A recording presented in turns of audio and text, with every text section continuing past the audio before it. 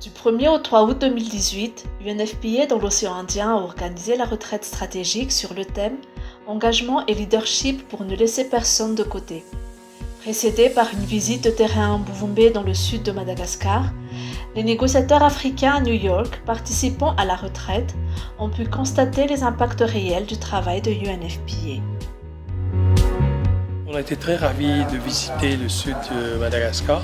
Je pense que l'expérience visuelle de voir ce qui se passe sur le terrain et les difficultés de la femme, des filles, surtout le problème de l'éducation sexuelle et la santé sexuelle et reproductive, et aussi le problème de la fistule.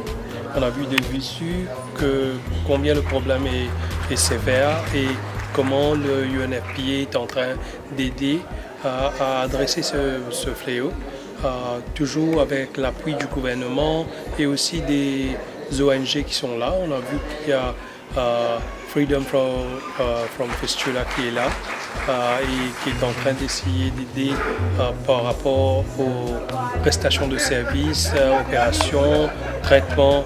Dans le cadre des discussions du conseil d'administration de UNFPA, il y a beaucoup de processus. Deux de ces processus-là sont l'approbation des budgets, l'allocation des fonds et aussi la discussion des partenariats stratégiques et de funding pour pouvoir financer les projets.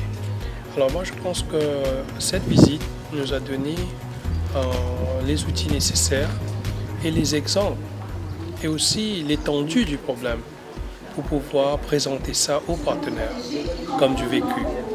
Alors je pense que ça aidera beaucoup à faire passer le message précis sur la nécessité de continuer à supporter cette action. La retraite stratégique a permis d'atteindre des résultats à plusieurs niveaux, notamment au niveau gouvernemental, des donateurs et des partenaires, de la société civile et de UNFPA au niveau mondial et national. Ces résultats sont entre autres la réaffirmation du soutien des gouvernements des pays au mandat des Nations Unies, la compréhension des besoins en matière de santé sexuelle et reproductive de la population par les négociateurs africains et la réaffirmation de leur engagement à travailler avec UNFPA.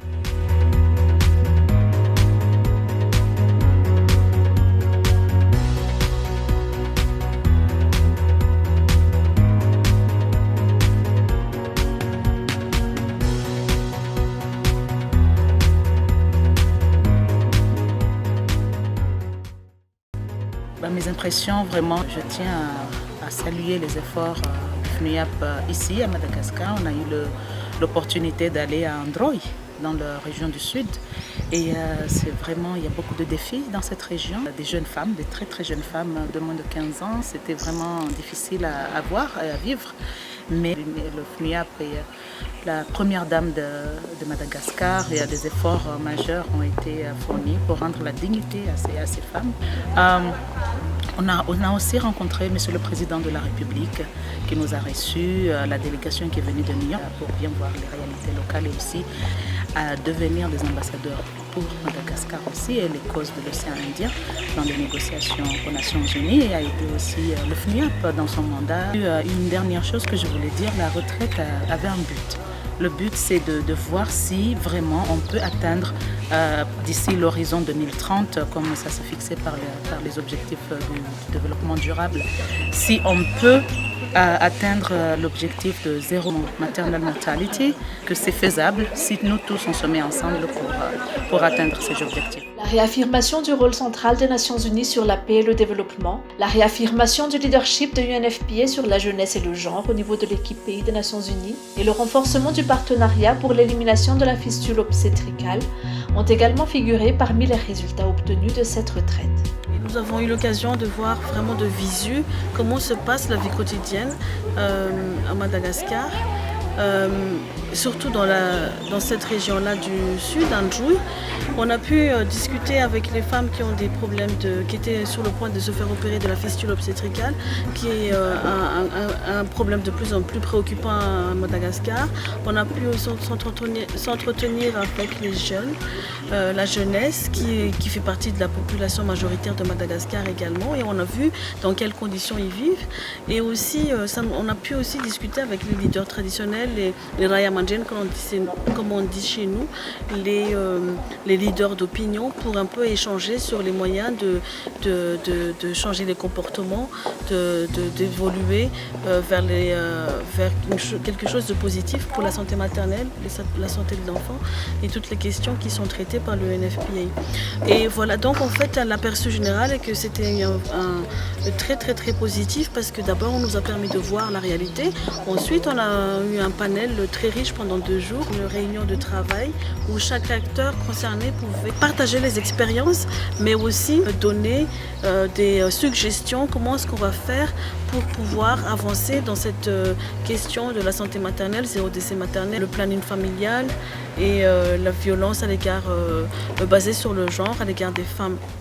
Et donc, mon avis personnel, c'est que le fait d'être ici en tant que responsable, en tant que conseiller ou à la mission permanente de Madagascar auprès des Nations Unies à New York, en charge des questions, toutes ces questions-là, ça nous a permis vraiment d'avoir une autre vision des choses, puisque quand on négocie, on a les papiers, on a les textes, on négocie sur des choses, en fait, sur des documents, mais on sait que l'impact est très important sur le terrain. Donc ça nous a permis de voir ces impacts-là, mais également d'avoir des échanges avec les acteurs principaux qui ont chacun leur rôle pour que cet impact-là soit le plus grand possible. Donc, quand on va revenir donc aux Nations Unies, on va reprendre les négociations. Il y en aura les prochaines, ça sera au mois d'octobre durant la session de la 73e Assemblée Générale des Nations Unies. La 3e commission reprendra ses travaux et toutes ces questions reviendront, et ça nous donnera une espèce de nouveau souffle pour encore plus négocier, puisque notre objectif principal, c'est de mobiliser le plus de ressources possibles et aider nos agences, les agences des Nations Unies comme l'UNFPA et d'autres agences, à pouvoir accompagner nos concitoyens, nos populations, et surtout les plus vulnérables, donc entre autres les femmes et les enfants, et atteindre ensemble les objectifs du développement durable, et pour que ça soit une réalité et non plus des discussions.